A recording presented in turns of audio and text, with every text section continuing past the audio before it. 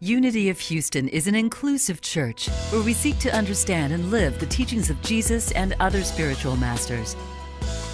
At Unity, we welcome all people from all spiritual paths and every walk of life. We celebrate the diversity of our city and of our world, and we teach love, tolerance, and oneness, seeking to live in harmony with open minds and open hearts.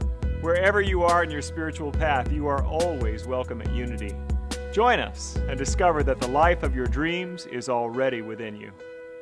Wonderful. Thank you so much for bringing that to us. Impossible Dream. Isn't that reminiscent of a series that we're doing, which is taking our next steps and following our dreams?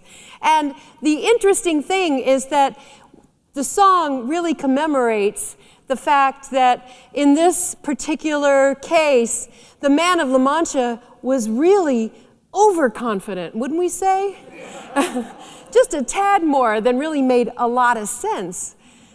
But we ourselves, when we're following our dreams, we alternate between really confident and full of life and full of assurance, and then we fall back into not being really clear what is ours to do and whether we're worthy, whether we have what it takes, whether this is a foolish mission we put ourselves on, that maybe we overthought this, maybe we underthunk it, maybe something's amiss, and we start to doubt ourselves and start to question.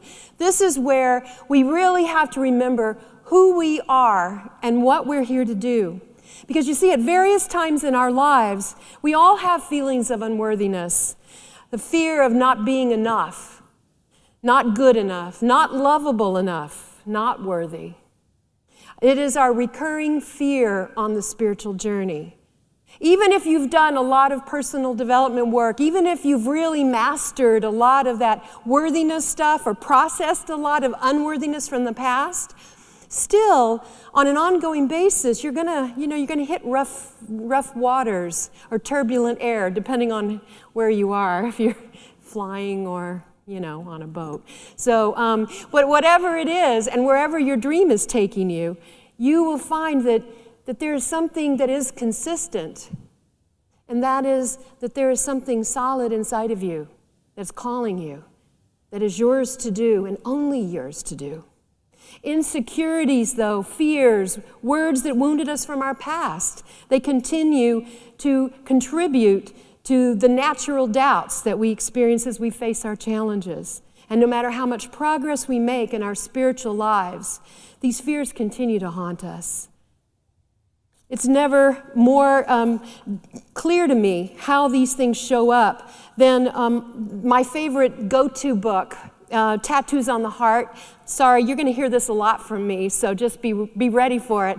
This is Father Gregory Boyle, a Jesuit priest in Los Angeles who works with gang members, and his insights and his experience of them is so reminiscent of our own journeys, but so much more touching because of the challenges of the people he's worked with and the people he has learned from.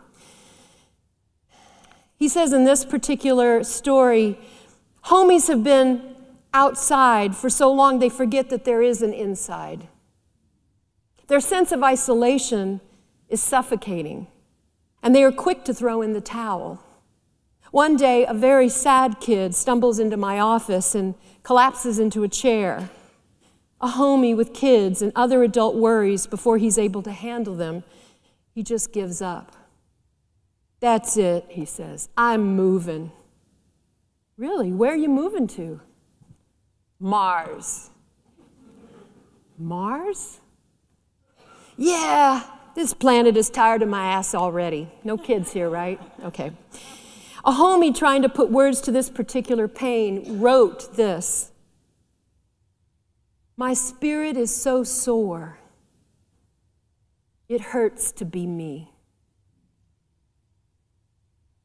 On occasion, I will do an intake on a homie who comes into our office looking for one of our services, tattoo removal, job placement, counseling, etc. If I had $1 for every time the following happens, I could close down my development office.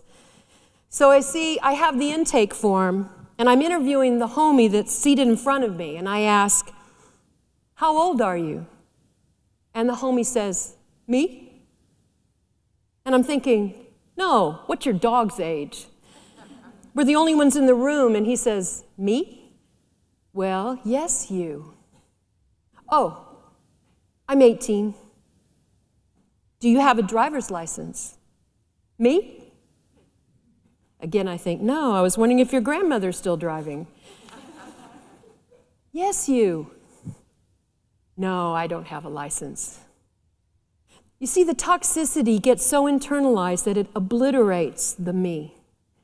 You couldn't possibly have interest in knowing things about me. Sure, you're not talking about somebody else who happens not to be in the room with us? All throughout Scripture and history, the principal suffering of the poor is not that they can't pay their rent on time, or that they are $3 short of a package of Pampers. As the Jesus scholar Marcus Borg points out, the principal suffering of the poor is shame and disgrace. It is a toxic shame, a global sense of failure of the whole self. This shame can seep so deep down. I asked a homie once, after Mass at a probation camp, if he had any brothers and sisters. Yeah, he says, I have one brother and one sister. And then he's quick to add with emphasis, but they're good. Oh, I tell him, and that would make you, here, he says, locked up. And that would make you, I try again, bad, he says. It's too easy sometimes to confuse who we are with what we've done or what we failed to do, with the lowest part of ourselves. It's our ego's function, to hold us in place, protecting us from others' judgment. Neither too high nor too low, but also somehow never just right either. Ego will always keep us guessing whether we're too proud and ought to come down a notch, or too low and found somebody below us to make us feel better about ourselves. But when we do feel like things are pretty okay, we suddenly have doubts crowding in to knock us off even that slim little pedestal. Jesus sought to teach us our inherent worthiness, separate from the Jewish notion of his time that descending from Abraham was all that was needed. In Matthew 3, Jesus says, and do not think you can say to yourselves, we have Abraham as our father. I tell you that out of these stones, God can raise up children of Abraham. So he was trying to remind them that self-satisfaction, that things were made, wasn't all there was to it, that there was actually a responsibility to live up to act like children of Abraham. In Matthew chapter 8, I say to you that many will come from the east and the west and will take their places at the feast with Abraham, Isaac, and Jacob in the kingdom of heaven. He began to teach this idea that it wasn't a human lineage, but rather a spiritual one that comes from many places and involves all who follow this understanding, who follow the truth teachings, who actually follow what is deeply embedded in themselves, who learn who they truly are and live up to that responsibility. In Luke chapter 12, in the Sermon on the Plain, Jesus is speaking to thousands who gathered to hear him there. And he says, do not be afraid, little flock, for your Father has been pleased to give you the kingdom. Your Father. He didn't ask all the Jews to please stand or check for circumcision. That's sort of a joke. No kids in here, right? The deal is that really the purpose is that Jesus is speaking to whoever is drawn to his word, whoever is listening to the teaching. He's speaking to each and every one of us down through the centuries. We are the ones that he's speaking to. Do not be afraid, little flock, for your Father has been pleased to give you the kingdom. The next question should be, what are you going to do with it? We can't just assume our position in society determines our worthiness or our unworthiness. We must find some other palpable goodness in us that we can trust, that we can refer to. Again, from the Gospel according to Father Gregory Boyle. He says, I give Miguel a ride home after work. I had long been curious about Miguel's own certain resilience.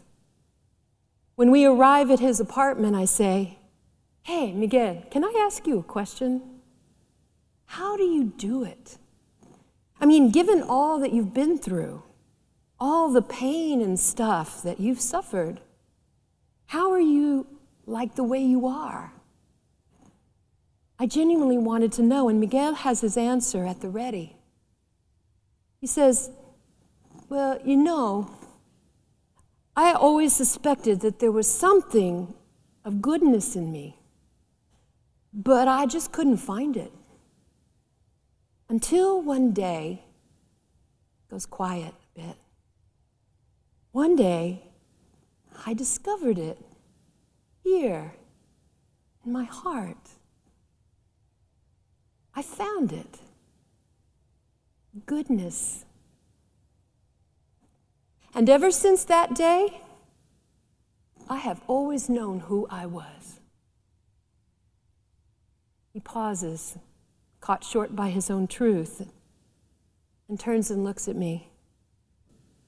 And now, he says, nothing can touch me.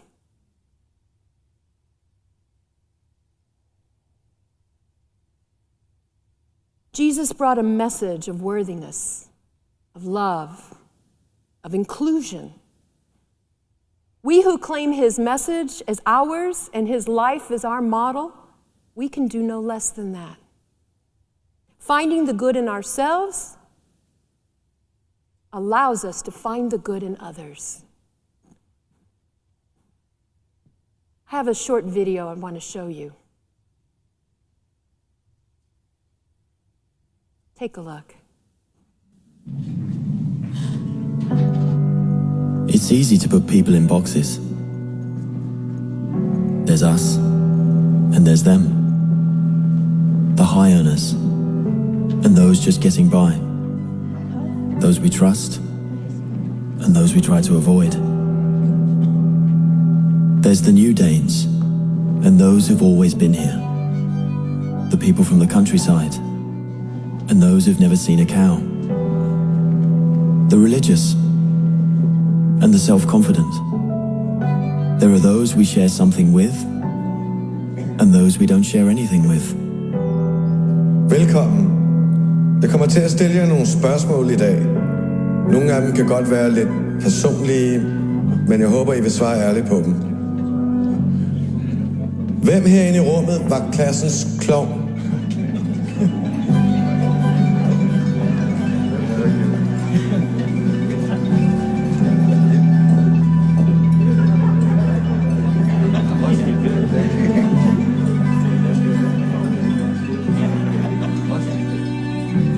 Hvem er bonusforældre?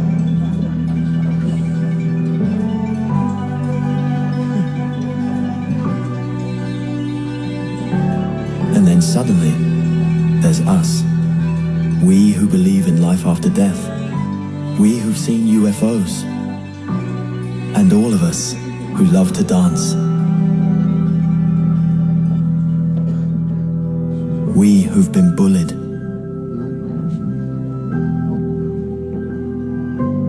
And we who've bullied others.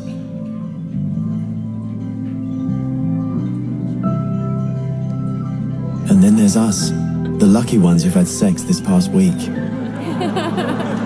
Still no children, right? We who are broken-hearted. We who are madly in love. We who feel lonely.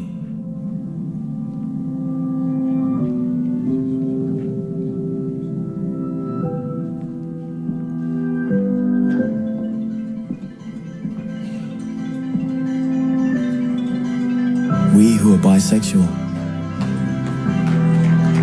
And we who acknowledge the courage of others. We who have found the meaning of life, and we who have saved lives. And then there's all of us who just love Denmark. So maybe there's more that brings us together than we think. TV2 Denmark, all that we share.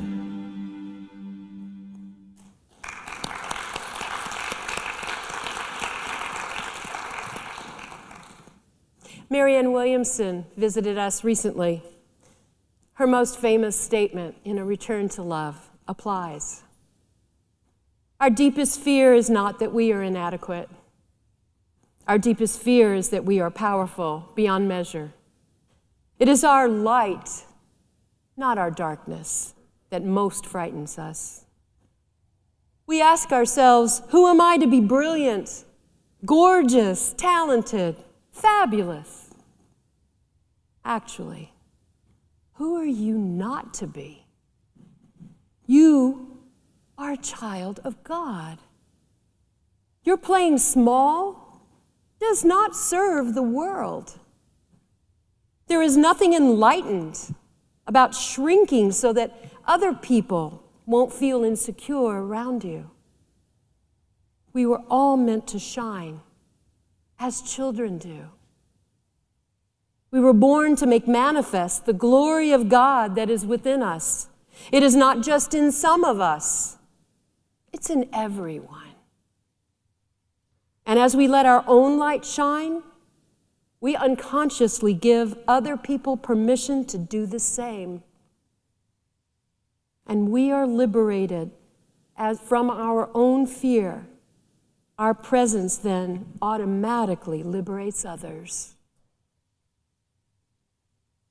Living from your goodness, your indisputable worthiness, no matter what others say or do, no matter what doubts, fears plague your mind. We need all light to shine so that we can find our way together. Never forget, we need you. And you're worth it. God bless you. Thank you for watching this message today.